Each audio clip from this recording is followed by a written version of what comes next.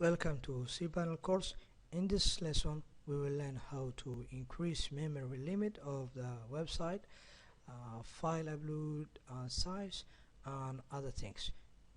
Navigate to software section, then click on multi PHP any editor. Again, if you don't have this feature, it's disabled by your hosting provider. Okay, click on the multi PHP any editor icon. Okay, now choose the location of your configuration. Example, I will choose home directory. Okay, home directory is the root of your website. Now as you can see, there is a memory limit. This is the limit of your WordPress memory. I can increase it to 1 GB.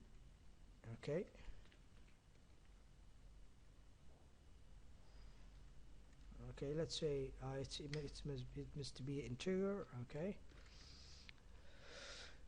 Okay, I used 1024, which is 1 GB. Then navigate to the post maxi size. This is the upload maxi size of the WordPress. Now it's 100 MB. You can use it or increase it.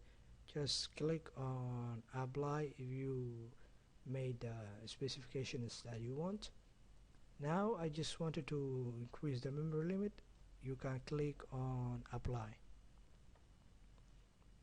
As you can see it, I have increased the memory limit of my WordPress size. Thank you.